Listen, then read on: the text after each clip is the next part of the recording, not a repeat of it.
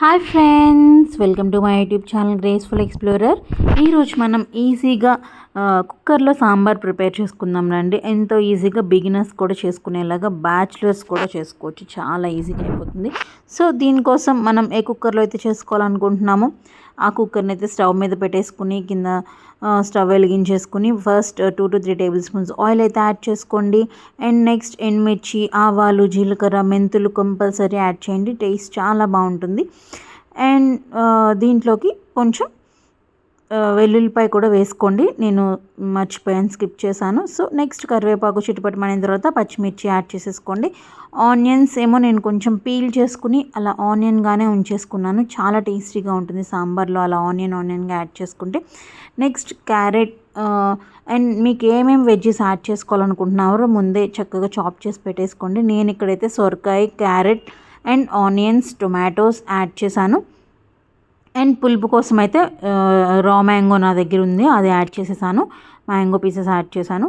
First పసుపు and salt వేసేసుకొని wedges అన్నీ కుక్ చేసేసుకోవాలి. చాలామంది నేను ఇక్కడ మునక్కాయ అవైలబుల్గా లేదని యాడ్ చేయలేదు, మునక్కాయ వేస్తే చాలా టేస్టీగా ఉంటుంది. మునక్కాయ మనం రాడిష్ లేదు అంటే పంకిన్ కూడా యాడ్ చేసుకోవచ్చు, ఎంతో టేస్టీగా ఉంటుంది. చూసారు కదా, ఉప్పు పసుపు వేసేసుకుని మన వెజ్జెస్ అన్నీ మగ్గించుకోవాలి. వెజ్జెస్ మగ్గిన తర్వాత చక్కగా కారం యాడ్ చేసేసుకుందాం. కారం యాడ్ చేసేసుకుని కొంచెం అంతా ఒకసారి మిక్స్ చేసేసుకుని కొంచెం మన టేస్ట్కి సరిపడగా బెల్లం కొంచెం యాడ్ చేసుకున్నామంటే సాంబార్ టేస్ట్ చాలా బాగుంటుంది. అండ్ మనం ముద్దపప్పు ఫస్ట్ కుక్ చేసి పెట్టుకుంటాము, దాన్ని ఇలా ప్యూరీ లాగా చేసేసుకుని యాడ్ చేసేసుకోవడమే. అండ్ మనకు సాంబార్ క్వాంటిటీ అండ్ కన్సిస్టెన్సీకి సరిపడగా వాటర్ అయితే యాడ్ చేసేసుకుని కొంచెం మరుగు రాగానే కుక్కర్ మూత పెట్టేసుకోండి.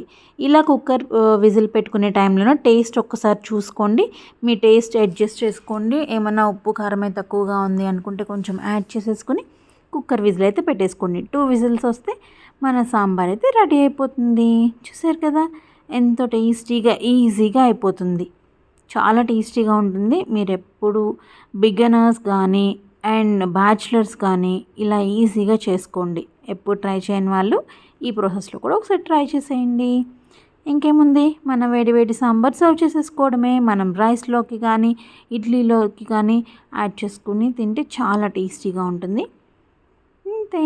Thank you for watching. Please like and subscribe to my channel.